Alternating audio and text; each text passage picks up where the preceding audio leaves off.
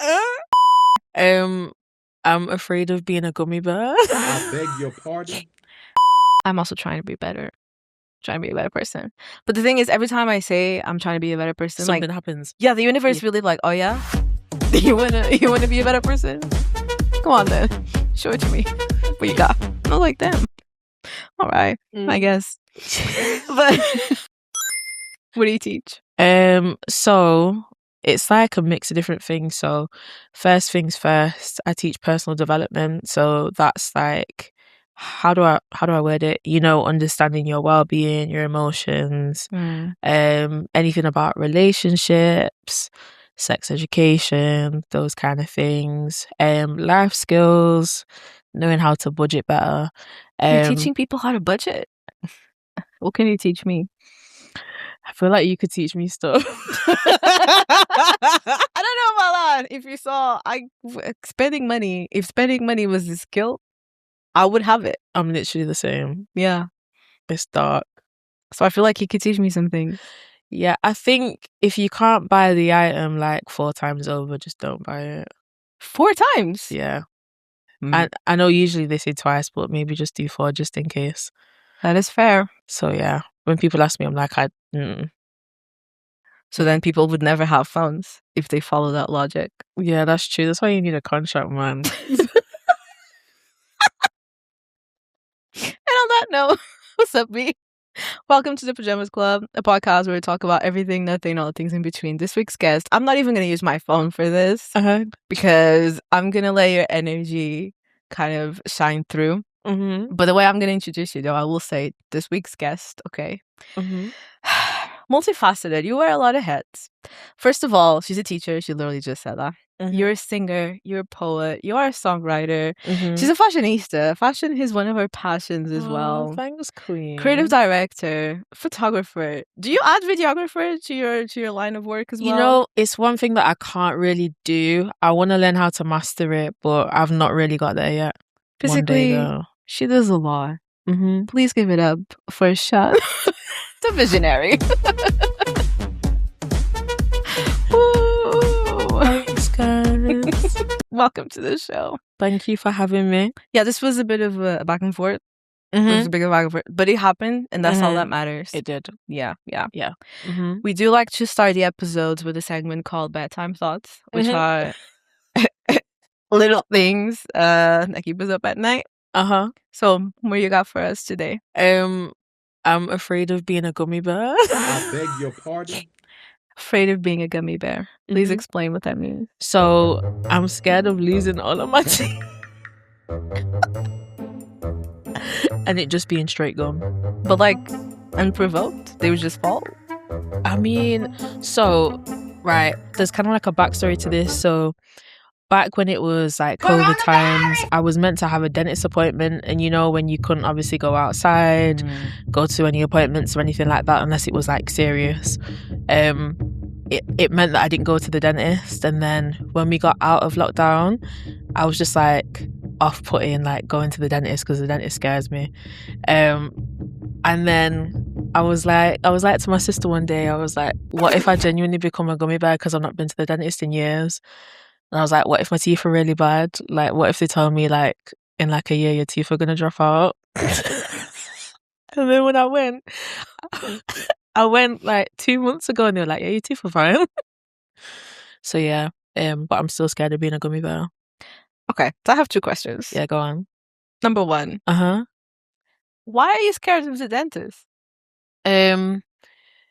Because I don't even know what you call them tools, but they just look sharp and scary. Broca. I don't know how to say that in English. Yeah, I've never had like a good experience with the dentist. Like when they're just like in your mouth, it just makes me feel uncomfortable. And you know that mouthwash that they make you. Go on. No, I was like, You said first. Carry on. Anyways, carry on. And like when they give you the mouthwash at the end, and it just tastes nasty. I'm like, no, forget it. You think it tastes nasty? Yeah, I'm not with it. I love going to the dentist. Really? Yeah. Oh my gosh, everybody that I know hates going to the dentist. I like the feeling of coming back and my teeth are just clean. Yeah, no, I get scared because they're proper like on your teeth. True. You see, the longer you wait to go, the worse it gets. I know, and this is what my sister said to me. This is what my bestie said to me as well. But I was just scared. Like literally, everyone that's close to me knows that. Like one of my deepest fears is being a gummy bear. It's just The term gummy bear is crazy. yeah, because it's just a bit mad. Sometimes it happens to pregnant women, right? Something happens and their teachers fall. Huh? But like, oh no! Did you know that? No, I didn't know that. So there's this. I know you can get pregnancy nose, but I didn't know your teeth could fall out. There's this woman on TikTok Damn. that has a list of all the, I was gonna say side effects, but like all the things that can happen when you're pregnant. It's a really long list. It's the last time I saw it was on like 200 and something items, and one of them is like your teeth can fall out for God some forbid. reason. I don't God know what it forbid. is. I think there's some sort of deficiency in mineral or something. Wow. And they can fall. But that's not what I was gonna say though. Another thing to add to your list of fears. But your body can actually like absorb or reabsorb whatever your roots, like the thing that keeps the connected to like your jaw and stuff. And it can actually reabsorb the tooth as well. So that was happening to me. My body just decided we're gonna reabsorb the minerals of this bullshit, and you're gonna walk around without. I have all my teeth. Well, one of them is fake because of that. I had to. Really? Yeah, I had to go to the dentist, and then my dentist was like, and I was like, what is that? What is that reaction? And I was like, well, see, the thing is, and then he told me what happened. I was like, so I've been coming here like every 3 months or so, and we've literally just found this out now. I'm scared for you. I'm scared for me now as well. It's like, fixed now. Extra. I hope it doesn't happen to you. Sorry, I didn't want to add to your fear. No, just an addendum. So, okay. Unfortunately, numerous women go through pregnancy without losing teeth. Oh. It's serious, you know. For pregnancy, or those who are prone to dental decay are at a high risk for tooth loss. So as long as you're not. Okay, let's just forget what we talked about just now. Yeah. It's fine. We can't forget about this. Oh my god, I'm gonna be thinking about that when I go home. You know. I'm sorry. Well, I mean, I'm gonna be like inspecting my teeth. technically, you don't have to think about this until you're pregnant. So, Oh, no, I'm not pregnant. oh, okay. I was like, what is? I'm not with child. Oh, okay. I was like, whoa, not a good segue. Yeah, no. One day, God willing. Okay. Period. I was thinking about what is my bedtime thought, and honestly, I'm gonna steal one of yours because you mentioned this, and I was like, we could go on for days about this. Gummy bear. No, disrespectful people. What do you mean you don't have manners? Like, how are you an adult and you don't know how to behave? Yeah, no, that's like one thing that I was always raised with, whether it was like my mom, you know, my siblings, like anyone around me. It's just, you know, have basic manners, please and thank you, smile at somebody if you can, you know, just be respectful. So I don't like rude people. You know what it is as well? I'm starting to realize that people don't have common sense. No. Common sense is gone. People don't have it. Word. Yeah. What is common is actually not that common.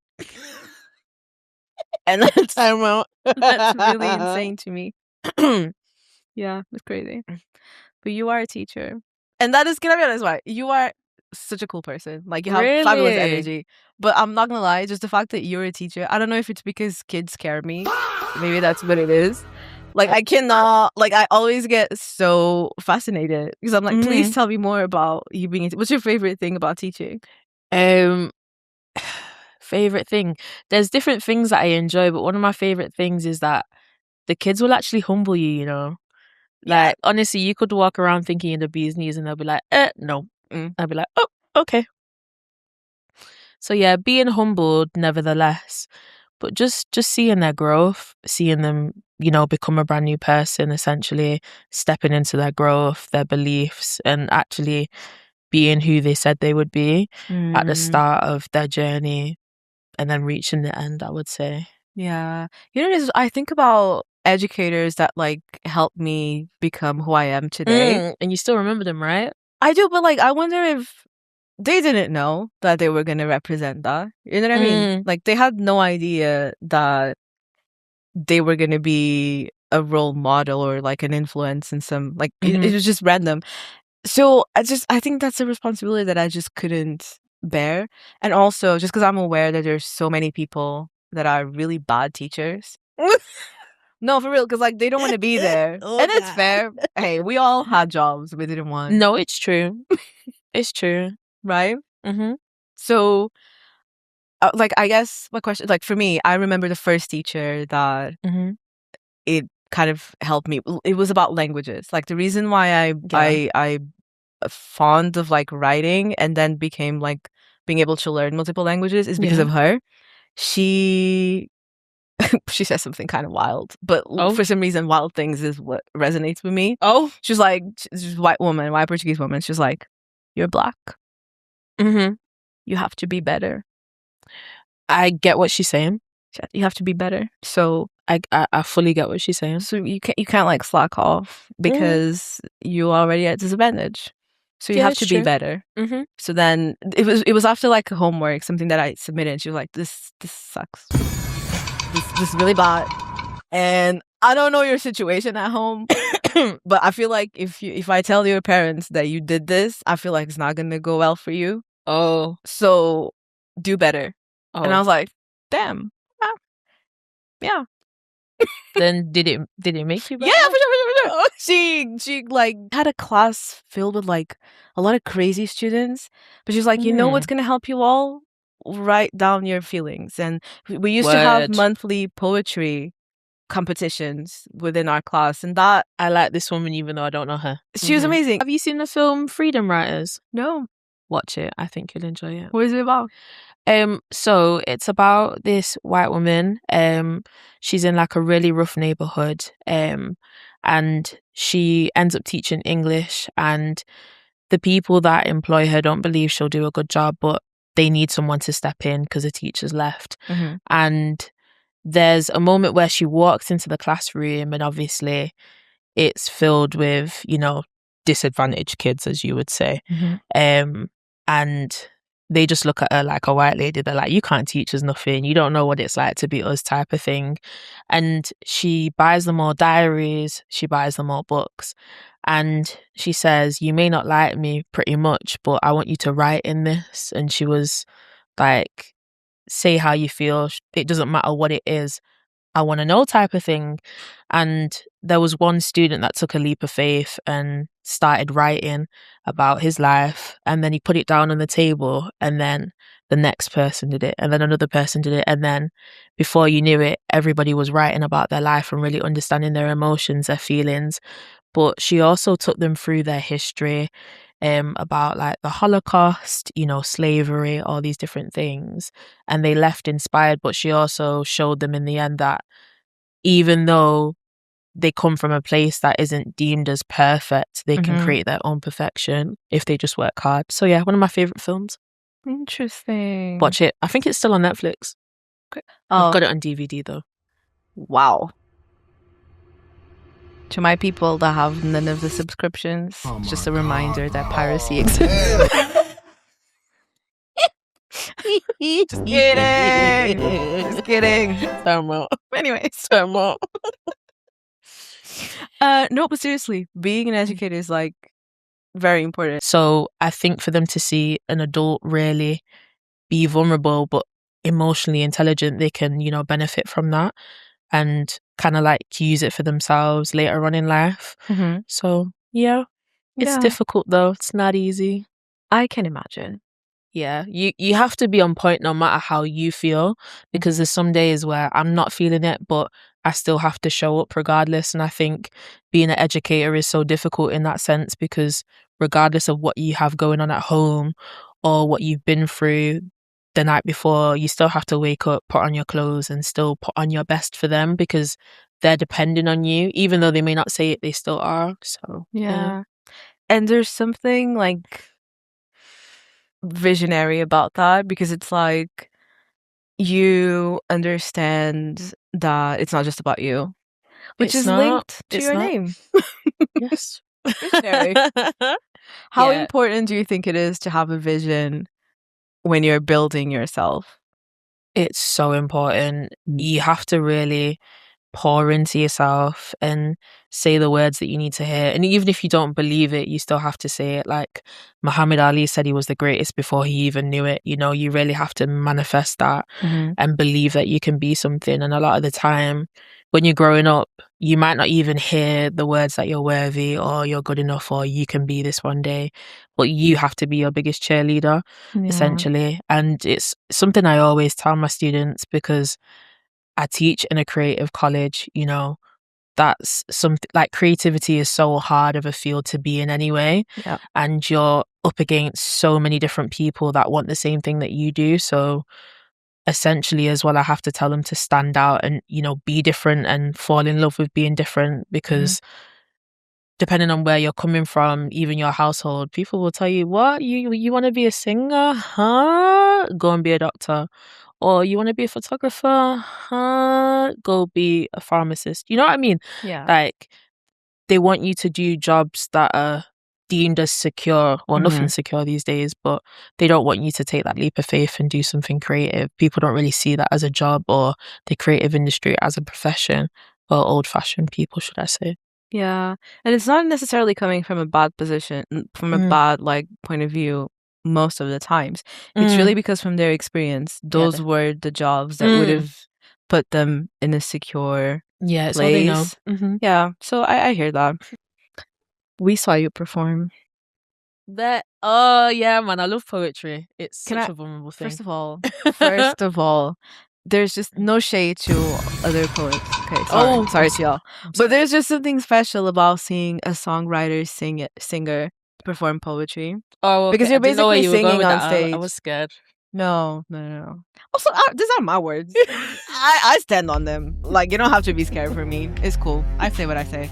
Said what I said. Like, watching you perform, it's literally, it's like you're singing a song. I'm Angolan, and Brazilians, I'm sure people also say this about you, but like, there's this thing about the Angolan rhythm where I don't do it as much when I speak English, but when I speak Portuguese, especially when I'm around other Angolans, you can feel it. Like, you speak in a rhythm.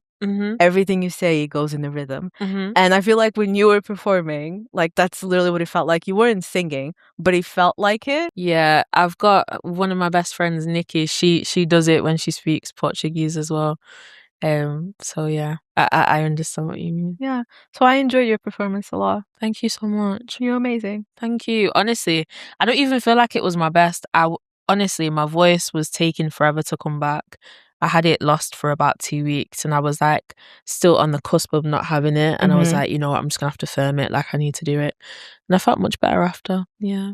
Did you see all the videos after? You were like, yeah, I seen them. You know, for a creative, there's always things that you want to improve on and do better. Yeah. But I think for people in the room to feel what I was saying and, you know, understand that I really mean it, and for it to speak to them, I think that's always a powerful thing. It's fair. What does it mean to you to be a visionary? Oh, that's such a tough question. That's like on the spot as well. Just to be imaginative, but also practical. Because when you're a visionary, you know, you think of so many different things that you want to do. But I think just having that imagination is so good for the innocence when you're creating. Because sometimes when you think about things too much, or when you overthink about what you're doing, it kind of takes away the joy and the passion behind what you had originally. So I think just always being imaginative and just standing firm in what you believe in and what you want to create, because there's always going to be someone that doesn't believe in what you're wanting to create or your vision. Yeah. There's always going to be people that tell you know what, it's too far-fetched for you to even do that. Like, why do you want to do that? Or someone's going to tell you, you know what, I don't really understand why you want to do that, or why you want to make that. I don't think it's going to work. Maybe try this. But I think standing firm and fully believing in what you want to execute is being a visionary. Just being, you know, truthful to you and what you feel, what you see, what you want people to see. Yeah, I agree. I would also say that uniqueness is also important. Yes, being authenticity like is key. Authenticity, yeah. But also, like, knowledge, like seeking Mm. knowledge, right? Mm-hmm. Because you can't break like barriers if you don't even know what the barriers are. You know what I mean? You can't go beyond if you don't understand what has been done already. Mm-hmm. And again, going back to language, because I feel like when I think about all of the different things that I like and skills that I've like explored and keep building, I think languages and communication has been the first one. Mm-hmm. So kind of from engineering like language, I kind of took that pattern to anything else that I wanted to learn after. Yeah. So one of the things that teacher, for example, said Mm-hmm. was that beautiful things come from language when you know how to break the rules. Mm. And for some reason, that sentence like is just stuck in my head, and That's I like powerful. take it to a lot of things that I care about. Like I wouldn't do it at work. Like I don't care about this. I don't want to advance this company, man. Screw you. But for things that I actually care about and matter. Oh, you're actually funny. Oh, wow. Yeah, but I think that those two things are also important because you can't be innovative if you're not aware of what's already happening. It's true. I think as well with the knowledge thing, as you were saying, it's just about being open to learn as well.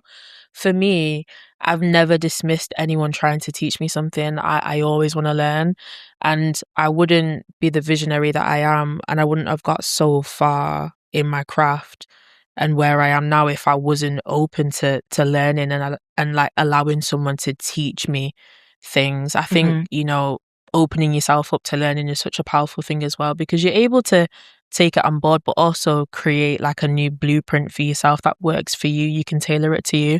So yeah, I think learning as well is a good thing to have when you want to be a visionary. Yeah, that makes sense. I think I'm getting to the point where I'm understanding that the gift that I've been blessed with is so much bigger than me. It's not necessarily about me. It's about what I can do with the gift and who I can touch with it, essentially, and what messages I can spread. So definitely being a missionary. I want my words to last. I want the things that I create to last. You know, when I'm dead and gone, like I want people to still remember the things that I've said or the things that I've done and kind of emulate it in their own way and take it as like food for thought for what they want to do, who they want to be. I want to be powerful, but in a humble way. Yeah, you don't strike me as the person that'll be like, you don't keep tabs open on things that people do. No. When people do you wrong and stuff, you don't keep a tab on that, do you? I don't keep a tab. I remember, but I don't hold it against them. Hold it against them. I'm trying to think of an example. Okay, my sister could really like wrong me, or she could say something like really out of pocket to me when she's vexed and annoyed, but I'm not going to hold it against her. Like, I'm not going to change the love that I have for her or how I treat her because of what she said to me. This is just an example, by the way. I really do love my sister. I love all of my siblings. How many siblings do you have? Oh. Is it a lot? I got a lot.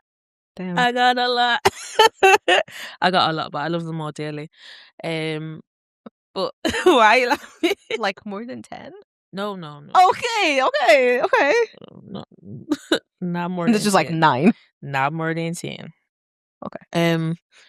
But no, I don't keep tabs on people. I think a lot of the time when people are angry or mean, you know, sometimes people can really do it because they're nasty people, but sometimes people are just trying to figure things out. You know, I've had a lot of people do me wrong in my life that I still love, that I still care about, but you know, I'm not going to go out of my way to be mistreated. Yeah.